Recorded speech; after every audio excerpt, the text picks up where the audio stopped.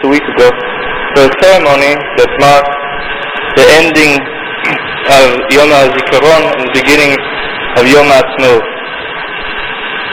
A very difficult experience, almost impossible to describe. First, Yom HaZikaron, the last minutes of Yom HaZikaron, when we allow ourselves to be swept with the memories of those that gave up their lives in the struggle for independence, the victims of Arab aggression. And every year the focus first was those that we knew. The 19-year-old girl that lived next door, my wife's student, a friend, and his son that were murdered, friends that were murdered in Lebanon, the Yom Kippur War, so on. And then the focus sort of blurs, and the 20,000, nearly 20,000, who gave up their lives are felt. And at the same time, the same moment, the flag is hoisted on Marat HaMachpelah once a year at that twilight transition between Yom HaZikaron and Yom HaAtzmaut, and the surge of pride and joy that after 2,000 years of exile and dispersion, degradation, subjugation, we are again a free nation, Am Chokshi Ba'artzo Ba'artzeinu. And the joy of birth, of the creation, the coming to life of Medinat Yisrael conflicts, vies with a feeling of loss for those that passed away. And standing there at Marat HaMachpelah, at the birthday of Medinat Yisrael, I remembered what someone once asked my Rav, Yehuda Kook. He was asked, what's the value of a birthday? People have birthday parties, you have a cake, you put on candles, you have to blow them out with one blow. At my age it's not possible. As you grow older, there's more and more candles and less breath. And everybody has their own way of celebrating. So they asked us, what's the value of a birthday? He said that actually a birthday is a very important day, not for partying and so on. Another year has elapsed. It's a time for cheshbon nefesh. It's a time of reckoning. Have I utilized my life for what I should? Have I realized the potentialities that I have within me, that HaKadosh Baruch Hu gave me? Who am I? Where am I from? Where am I going? And standing there at Marat HaMachpelah on the birthday of Medinat Yisrael, I felt that this was a time of cheshbon nefesh, not a personal cheshbon nefesh, but a cheshbon nefesh of Medinat Yisrael. What is the happiness? What is the joy? What is the value? What is the significance of Medinat Yisrael? First of all, the simcha, the happiness, the joy, is simcha shel mitzvah. There's an article written by Yehuda Kook, L'tokef Kedushat Yom HaAtzmaut. It's not just the 4th of July, although in the past few years there's been fireworks and so on. But Kedusha, there is sanctity in this birthday.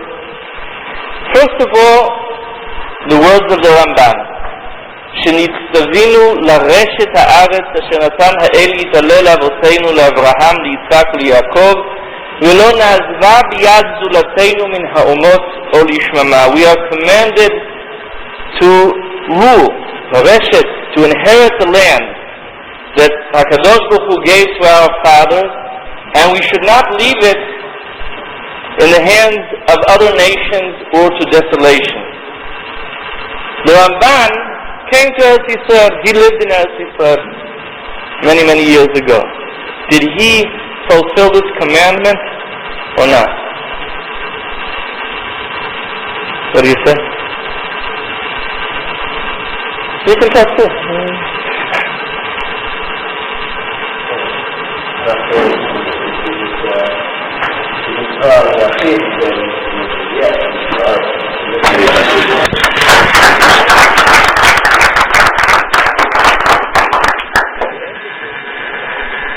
few days ago, he stood, the boys of the yeshiva and the residents of Kavor and Kriyat Arba, we stood at Ma'at Machpelah for a ceremony that marked the end of Yom HaZikaron and the beginning of Yom HaAtzmaut. A very difficult moment to experience, impossible to describe. First, we remembered those that gave up their lives in the struggle for independence, those victims of Arab terrorism, and our thoughts were first with those that we knew. The next door neighbor, teenage girl who was murdered driving with her father in a car. My very good friend was murdered 2 years ago with his son at the entrance of Kriyat Arba. And then we remember the almost 20,000 men and women who gave their lives. It's very difficult. And at the same time, the flag of Medinat Yisrael is hoisted once a year on Ma'at Machpelah, and we feel a surge of pride and joy that after 2,000 years of dispersion and exile, 2,000 years of subjugation and degradation, we are again Am Chopshi B'Artzeinu. We are again a free, independent nation. And at that moment, when the conflicting emotions vied within me for each one's sorrow and one's joy, I thought, this is a birthday. And I remembered that what my Rav said, Abshuda Kuk, who was my Rav and my mentor, once somebody asked him, what's the significance of a birthday? Everybody knows birthday is a birthday cake with candles. When 5 years old, there's 5 candles. When you're my age, there's a lot of candles. More and more candles and less breath to blow them out with. But what's the significance of a birthday? And he said, Abshuda said, that a birthday is actually a very significant day. Another year has elapsed. It's a day of reckoning. It's a day of cheshbon nefesh. Have I utilized the gift of life as I should? Have I realized the potentials within me, the potential that HaKadosh Baruch Hu gave me properly? And standing there at Ma'at Machpelah, at that moment, when waves of sorrow and joy, exaltation and mourning swept over me, swept over us, I thought this is a time for cheshbon nefesh. Not a private cheshbon nefesh, not a private reckoning, but a national reckoning. This is the 48th birthday of Medinat Yisrael. What's the significance? What does it mean? And I remembered a midrash, Masechet Baba Basra, where the sages ask, it says in the Torah, HaKadosh Baruch Hu says to Abraham, Kum yitalech ba'aretz lo'okar lo'rochba ki lecha Hashem. HaKadosh Baruch Hu commands Abraham to walk the land, to walk in Eretz Yisrael, the length and breadth of Eretz Yisrael. And Chazal asks, why? What's the significance? Why walk the land? The answer that Eretz Yisrael should be, the conquest of Eretz Yisrael by Abraham's son should be made easy. But it's very difficult to understand. How will Abraham's walking the land make it easy for his sons generations later to conquer Eretz Yisrael? We could say, one answer is that HaKadosh Baruch Hu told Abraham to stake a claim. We're here first. So that in future generations, if another nation could come and usurp us and say, what are you doing here? You're foreigners. You have nothing to do with Eretz Yisrael. Not true. We were here first. As a matter of fact, Chazal said they say that there are 3 places in Eretz Yisrael, Ma'at Machpelah, Shechem, and Har Habayit, that there can be no argument. The deed of sale is in the Tanakh, bestseller of all time. But there's another explanation, a deeper explanation.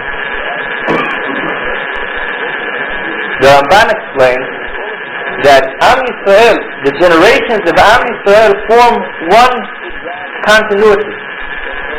I'll illustrate. Once, I was with the kids in Shabbat at the table, and I told them something about Yetziat Mitzrayim. I don't remember what parasha it was. And I said, we went out of Mitzrayim, and my daughter says, I have 4 kids. 3 of them, they wouldn't have taken it all. But I have one good kid. And she says, Abba, I didn't go out of Mitzrayim. I don't know what you're talking about. So I said, sure you went out of Mitzrayim. We all went out of Mitzrayim. Men, women, children were strong and danced. But see, she doesn't want to contradict me. But she's 4 years old, and she was not going to sacrifice her integrity. So she says, okay, Abba, okay, we went out of Mitzrayim.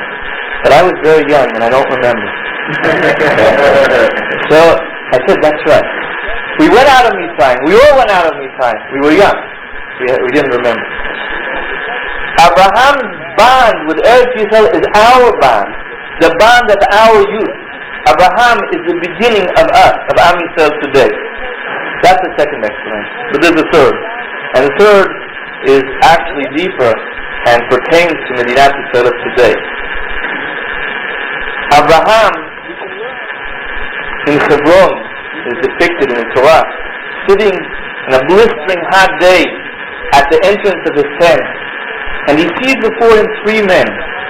Chazal say, the sages tell us that these men appear to him as 3 Arabs. It doesn't mean Arabs like today. It's an expression of the Talmud for lowly people, for the scum of the earth. And he sees 3 Arab idol worshippers who bow down to the dust on their feet. And Abraham, whose whole aim was to purify the spirit of the people, to smash the idols of his generation. And here these 3 Arab idol worshippers are standing in front of him. I always tell my students, picture, think of yourselves on a hot day, tired. It's 3 days after the Brit Milah. And think of the most despicable person, the most abominable person comes. How do you act? How do you relate? How does Abraham relate? He runs from the entrance of his tent. He bows down in respect. He expresses sympathy and kindness. He brings him into his house. This is the spirit of Abraham, the goodness, the good heart. People used to always tell a story of Goya, a Sikh that came one night at 2 a.m. in Europe to some Jewish doctor. She says, my husband is dying, come please. And so he comes with her, walks to the other side of town, and he treats her husband and says, I don't understand. We passed 6 different doctors on the way. Why did you go all the way to my house? Just because you're a Jew. Everybody knows that Jews have a good heart. Who else would come at 2 a.m? They would let my husband die. The goodness of heart. I used to teach kids, 4-year-olds. I talked about Abraham one day. This was my educational success. One day, I came to the house of one of my friends. His son was in my class. 4 years old. He answers the door. Stop at home. He's sleeping. Okay, I'll come back. No. Come in. Sit down. I didn't want to break his heart. So I sat down. And then I hear noises in the kitchen. And after a couple of minutes, 4-year-old kid comes with a big, enormous bowl. And sets it before me. 5 packages of margarine, 2 frozen fish, and 1 head of red cabbage. And he sets it down and says, Harav Yochai, eat. I didn't want to break his heart, so I ate a little of the cabbage. I mean, the margarine and the frozen fish. That was too much. He has the spirit of Abraham, the goodness of heart. He doesn't have the wisdom. I mean, he has to grow up a little bit. Maybe fry the fish first or something. But the spirit, the goodness of heart. But the aspiration of Abraham is not only to express kindness to his neighbors, to all the lonely people, to the poor of heart or mind or spirit.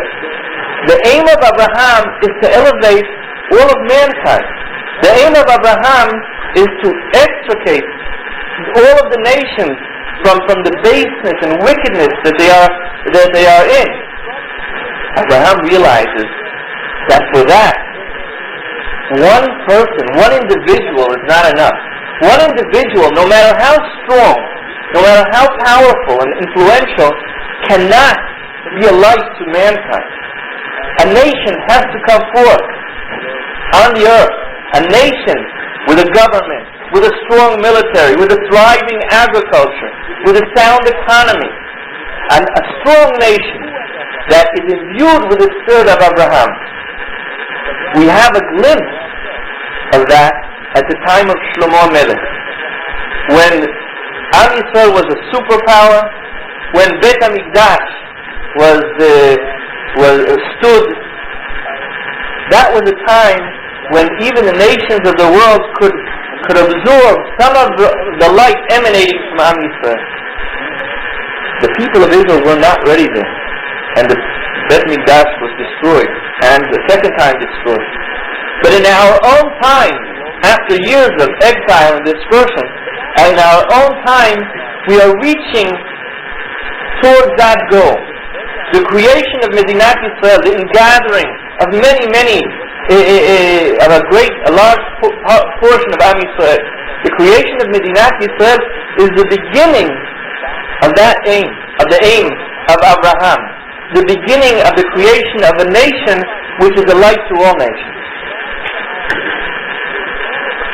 But standing there at Marat HaMachpelah, where our story began, the question had to come up, had to arise.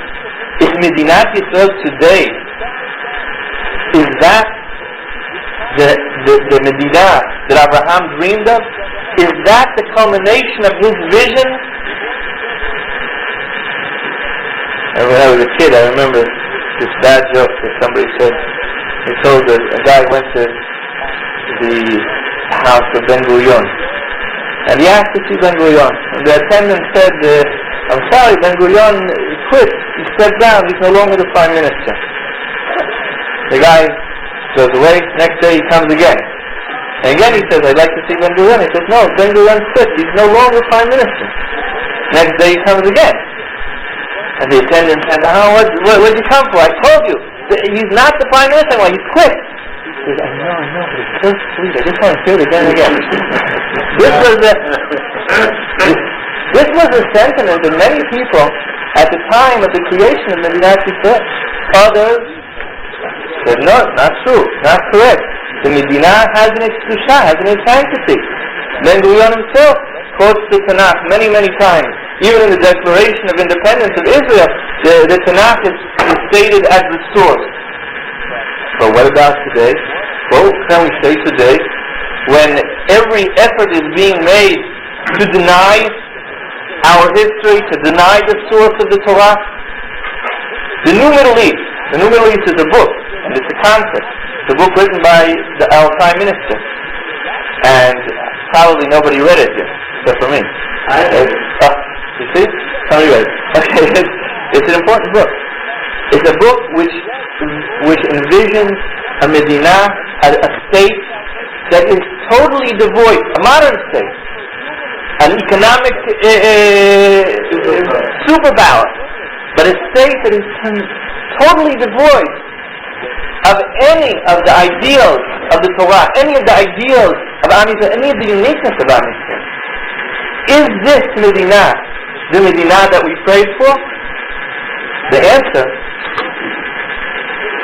but an answer that has to be understood, is a strong and emphatic yes. This is the mission. But in order to understand what's happening to the song that I used to like when I was a little kid, a few decades ago when I was, my life has been tapestry. The song is important. The concept is, we very often isolate specific moments. Sometimes we're on a high, sometimes we're in the pit. We see everything through that one tiny moment. But we have to step back and see the tapestry, see the whole ebb and flow of life, see how life is a harmony, even in our own individual life. And when we look at Medinat Yisrael, we look at what's happening with Am Yisrael, we have to step back. And we can see, if we span the generations, the panorama of the last 10 generations, we see something is happening. There's a revolution. The ingathering the focus on Eretz Yisrael, on Medinat Yisrael, the awareness that we're one people. This is something that happens. Medinat Yisrael is like the birth, a rebirth of Am Yisrael. What's the first thing you ask when a woman gives birth? No. That's only in Mozambique and the United States and undeveloped countries. So they don't have ultrasound. In modern countries, you know half a year ahead of time where it goes. But they don't have ultrasound, right? But that's what ultrasound. You ask how much it weighs. And I know, I have a new granddaughter. Every week she says, did she go up another 200 grams, another 300 grams? And you look, what do I look when I see my granddaughter? What do I see? Yeah, she's growing, she's getting fatter, she's getting stronger, she's expressing her, she's breaking glasses. Great, that's terrific, that's what she should be. If she does that another 30 years, it's not going to be so good, but that's what a child does. A child grows. It has to feel independent. It has to be a little bit of a balgaiva, a shvitza.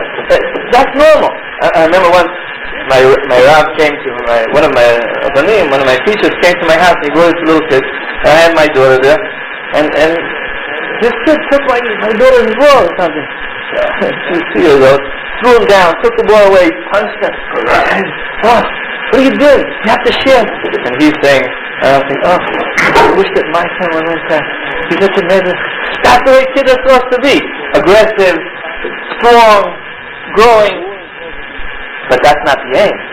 People, it's amazing that parents like this. They're like little animals. But that's not the aim. There's a soul, there's a spirit that has to be realized. It takes time. That's what adulthood is all about. The adult realizes the moral, the ethical, the spiritual aspects of life. Between childhood and adulthood, there's a very difficult period called adolescence. And adolescence is often a period of crisis. A crisis in which the child or the youth discards all the traditions that he's learned.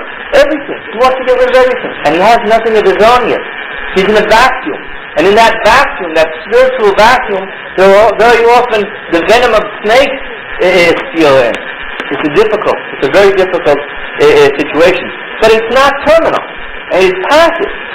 And a parent, a wise parent, knows how to weather the adolescent crisis, knows how to bear with his child, knows how to present subtly, with great wisdom and intelligence, how to present to his child the opportunities of greater spiritual development than he had as a child.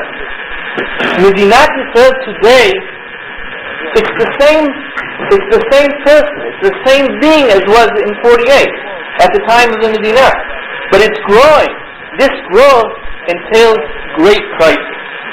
The new Middle East, the vision of a state devoid of Torah, devoid of a soul, is not the end of Medinat Yisrael. It's not a reason for despair. It's not a reason to be depressed. It's difficult. It's very difficult. It can also cost lives. But it's a period, it's a stage.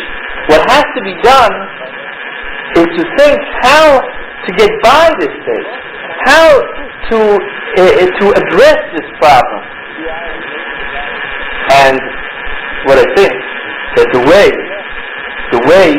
is by creating a framework of education that's more comprehensive, that's deeper than it has been until now. And that, in essence, is what we're trying to do in Shavei Hebron. In Shavei Hebron, we're trying, and I think to some degree succeeding, but for that you have to come and see for yourself. So first of all, I extend a personal invitation to Hebron, to come, to see the yeshiva. But what we're trying to do is to build a generation of leaders, of spiritual leaders, who will, in the long run, in the final analysis, influence the moral and spiritual character of Am Yisrael. In Hebron, against all odds, and Rabbi Ghazi was right, I don't know about the South Bronx. Actually, I visited there one day on the way to YU.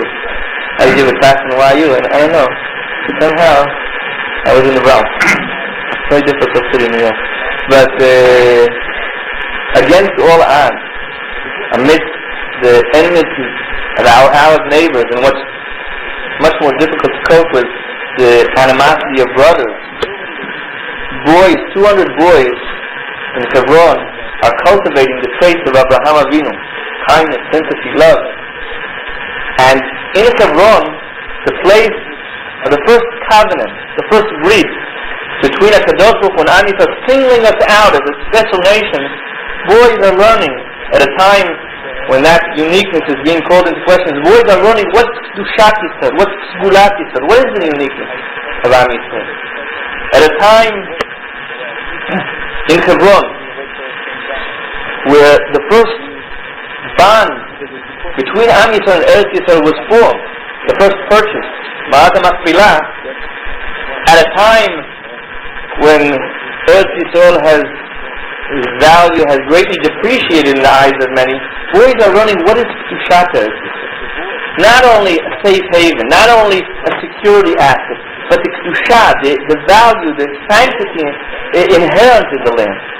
And as Rav Al-Ghazi said, in Hebron, where Kalev ben Yefuneh drew his inspiration, drew his strength and fortitude, he was able to return to the people and say, Alo na'aleh v'yarashnu ota ki yakolnu chala.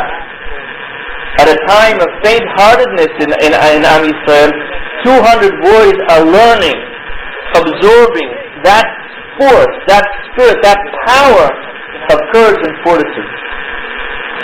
This is the quiet revolution that's going on in Hebron that I can only describe very poorly, and that to experience it, you have to come. The boys in Hebron, the yeshiva is situated in an old Jewish building called Beit Romana. It's centered in the heart of Hebron. There's a lot of army, massive army present. But the massive army presence will, if Chas v'Shalom, the Oslo II Pact is implemented, 90% of Hebron will be handed over to the Palestinian Authority. 10%, which includes all of the Jewish parts, the Yeshiva, the Hadassah, Avraham Avinu, Ma'at HaMachpelah, that whole area will remain under Jewish jurisdiction, Israeli jurisdiction, completely. There are three types of areas. There's C, B, and A. C is Israeli jurisdiction, A is Palestinian, and B is Mishmash. It's joint control. Yeah, it's not a good place to be. But neither is A. But no, in A, most of the time you can't even go into A. But in B, you can go. That's your own risk. But in C, that remains in Israeli jurisdiction. The yeshiva is situated in Beit Romana, but we don't have a dormitory. So the boys have to walk in the streets of Hebron from their temporary living quarters to the dormitory, which the boys are trained. They're trained in weapons. They're trained how to walk. In the city, you have to be alert, two ahead and one in back, one going backward. If you come to Hebron, no, it's okay. If you come to Hebron, we're arrange safe passage. They carry weapons? They all carry weapons, yeah. They have to carry weapons. They have to be trained. They're trained. As soon as they come to the yeshiva, they're trained by Israeli, very, very expert trainers. The same guys that are training the revolutionaries in Colombia and all that, they're training them. But still, it's very dangerous. It is dangerous. And what we're trying to do, and that's one of the reasons that I came to the United States now, is we're trying to build a dormitory in the building of the yeshiva, which will eliminate the necessity for the boys to walk the streets. And we submitted a request to the government, and the government was willing to issue all the permits, but not to issue any money. well, because of the agreement with America. Israel got a $10 billion loan. No, it's not as before us. They got a $10 billion loan on condition that they would not develop any building in the territory, what they call territory. So the government is willing that we build, but we've got the permits and we've already begun, but they're not willing to fund it. Would they have been willing to fund it even if there wasn't a agreement in America? That I don't know. I doubt it. But anyway, that's one of the reasons that I came, and any help that you can extend to the yeshiva would be greatly appreciated. But I still think that the main thing is to come to Hebron. Not only to come to live in Hebron. Come to, actually, just last night, in Yom HaAtzmaut, in that same ceremony, there is, after the flag is hoisted, and there's 6, how do you call it? Torches? Masuot, it's called. Flames. 6 flames are lighted, and each one is lighted by some representative of the Russian Olim. There's a lot of Russian Olim.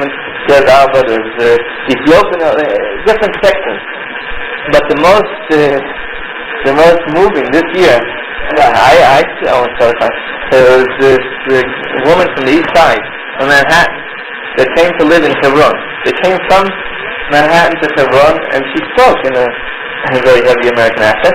But she spoke with great emotion about what brought her to come. Come to Yerushalayim, come to Tel Aviv. No, she wants to come not to Kiryat Arba, to Hebron, in the middle of Hebron. Now, I don't mean everybody has to live in Hebron, but any help that you can give us, we will greatly be appreciated, and we will also appreciate the strength that you give us to come, to visit, to see with your own eyes what's going on in Hebron. Thank you. If there's any questions, how are you going to travel now after God forbid is an increment of the agreement? there will be How are you going to travel from to Hebron from the entire? There will be a safe passage corridor, which Bezrat Hashem, when you come, you'll have a bulletproof bus to take you down. Okay?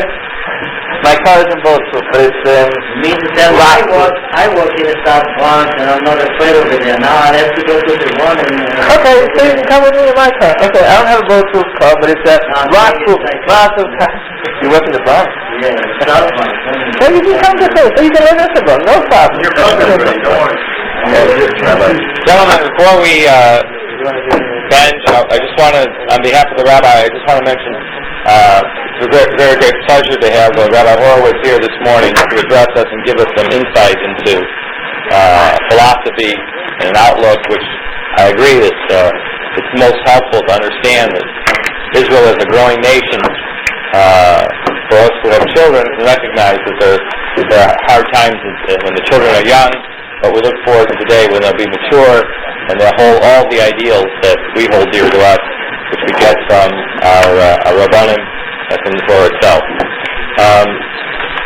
Certainly we all know that without funds you can't build a building, and all of us here, regardless of our financial situation, I'm sure we can see some way to make a contribution to the building of the dormitory so that these young boys have not only the protection of Hashem, but also the merit to not have to walk in the streets where their lives are constantly in danger. So I have envelopes. If you would please take one after we bench and mail in some contribution earmarked to Hebron so that we can send this all. Okay, so that we can see that it gets properly to Rabbi Horowitz. Thank you. So leave this in benching. Well, thank you very much. Thank you.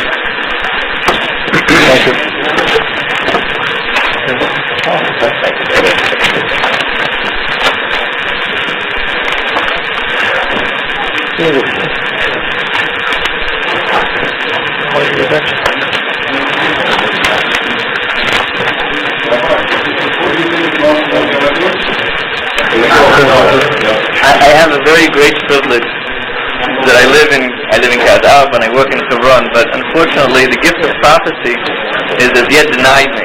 So I know what my wife told me the last poll was on Friday, and it wasn't good. I mean, I don't want to say what I'm voting for, but you might figure it out for yourself. What is the poll showing the last poll? 7%. No, we're not to the yeshiva. To the yeshiva. The last poll on Friday. Hebron. Yeshiva. 7%. In favor. 7% difference between Hirsch and Netanyahu. That is the plus. Huh? Yeah. He's been ahead for many. Well, we have a tax deductible here. Since the assassination. It was almost overcome in the Great Sabrat. Operation because many Arabs refused to support, but the end is. Let's say, for the first time, Yes. you can vote directly for Prime Minister. Yeah. What would happen, let's say, when I get the residency, and God forbid the rest of it. Yeah. But let's say on the other hand, the Likud has a majority in the West. Right. Would it sort of tie up, let's say, Shimon Peres's hand? It would be a mess. It would be a very big mess. It will cause new elections, and there could be conceivably several new elections. Right? There could be election after election. If there's a clear win for the prime minister, and there is a tied Knesset or Likud Knesset, it will be. It will. I don't know. Nobody knows because it's the first time that we're doing this. But we're trying to copy America, but not today. In America, the Congress doesn't influence the president. The president can be a Democrat president and a Republican Congress. They can just do that, right? Yeah. Right. It doesn't matter. Nobody's going to impeach him because of that. It might make it harder for him to get his policies through, but it's not. But in Israel it's not like that. If there's a majority against the prime minister, even according to the new program, the government will not stand. So there will be renewed elections. Yeah, unless they have a special meeting and the Knesset decides this is a stupid idea in the first place and go back to the old one. Or I don't know. There's a lot of criticism by political analysts about the new voting arrangement procedure. But what the deciding factor is whatever the polls show. If the polls show that this way first will get a higher percentage of the vote, they're not going to change it. They're not going to change the law before the election. So that's basically what happened. Until the assassination of Rabin, all of the chances were that before the election they would have annulled the decision and gone back to the old one. Because there was a lot of opposition and everybody realizes that it's stupid what they're doing now. But after the assassination, the Labour Party became so much stronger, and the public sentiment turned to such a great degree in favor of Labour that they left the voting procedure as was decided beforehand, and we'll see what we'll do. We need Khaled that Kadosh Baruch Hu should either he should change the ballot or he should change the minds of the people. But I mentioned section 2, the Jewish how big how many square miles? It's very difficult to say. In Hebron, it's a small section. It's about 10% of the city, which is even less than 10% of the city. It's not a lot. It's not a lot of square miles. It's about like Macy's. Wow.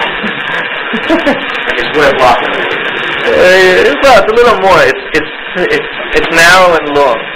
It's very, very narrow. It's a corridor. It's a narrow corridor, and it goes like about 2 miles, I think, at most. It's like a ghetto. Yeah. It's not a ghetto because it's long and it's spread out. But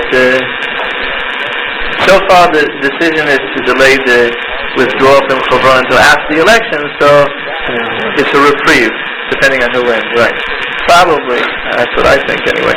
If Netanyahu is elected, the withdrawal will not go through. I don't think, even though Netanyahu is not the strongest leader, but he has stated many times that Hebron should not be relinquished, and I don't think that he will, on that issue, I don't think that he will give in.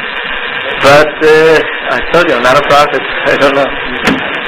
I think that what I say to myself every day is, if I look at the polls and I start thinking about what's going to be in another month or another year, it's not good. I have to think, what can I do to make the situation in another month or another year better? And it's a more productive way of looking at things. The election is May the 29th, correct? Right. Okay, May the 29th is the election day. Before that, we have the Yom Tov Shavuos, which is Friday. Of course, in Eretz Yisrael, it's only Friday, but Shabbos here in Golgotha. Is there any special davening or anything going to take place special on the Yom Tov Shavuos or Shabbos right before the election of May the 29th? Right. Anything planned? I don't know. So, in other words, we hope that we have to pick work on for the best. As far as Kabbalah and Torah is concerned. Yeah. What is the Kilan? What is the... What's going to be done? In other words, what is going to be done on Shavuos or Shabbos right before the election of May? Okay, well, first of all, I'll tell you what I don't know what is planned for America, but I know that in Hebron, the Ma'at HaMachpelah will be the center, will be the focus of it. Already there's I spoke to my daughter 2 days ago, and she said that there was a fast. Last Monday they called for a day of fast, and they all went to Yerushalayim, the whole city. All of Hebron, Kiadar, was 10,000 people. They went to Yerushalayim, and then they have a series of special prayers in Ma'at HaMachpelah. You ask which Tehillim, I think that's Ayin Tet and Pei Gimel. Ayin Tet and Pei Gimel, that's Pei Gimel, yes. Ayin Tet and Pei Gimel. I think it's in Torah. Yeah, Ayin Tet and Pei Gimel.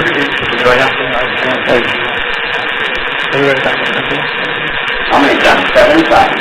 Right. There you go. Ayin Tet and Pei Gimel. Yeah.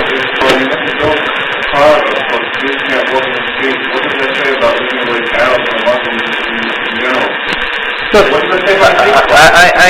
I agree. I'll tell you, I came to Hebron 11 years ago, and when I had to buy a briefcase for my kids, I went to Hebron, and I walked around Hebron just the way you walk around Midtown Manhattan.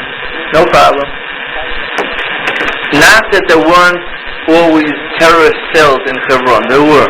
But they were small. The vast majority of the population lived in harmony. Lived in harmony with the Jewish settlement.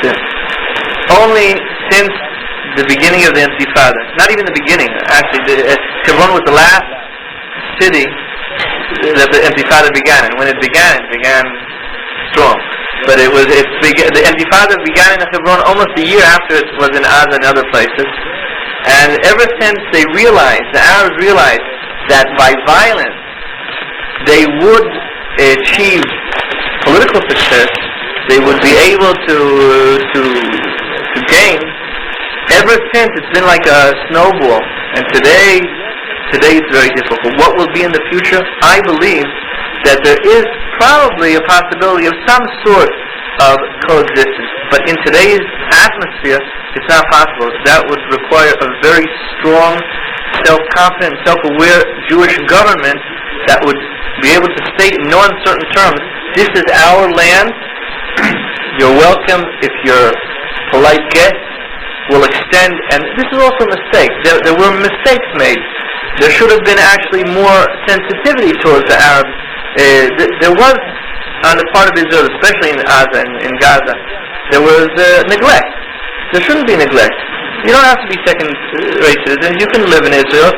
You can get good schooling and good education, but only when there's a total realization that this land belongs to Am Yisrael, and you have to understand that any person who raises a hand or a stone There's no such thing. That's not a possibility. When a government strong enough to express that rises, then we will be able to achieve some sort of coexistence the way it was, and maybe even better. Quickly then, because okay.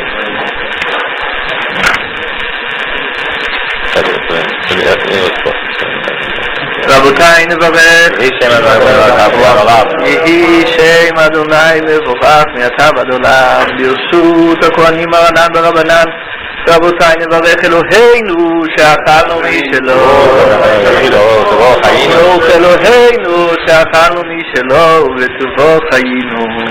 ברוך אתה אדוני אלוהינו מלך העולם כולו.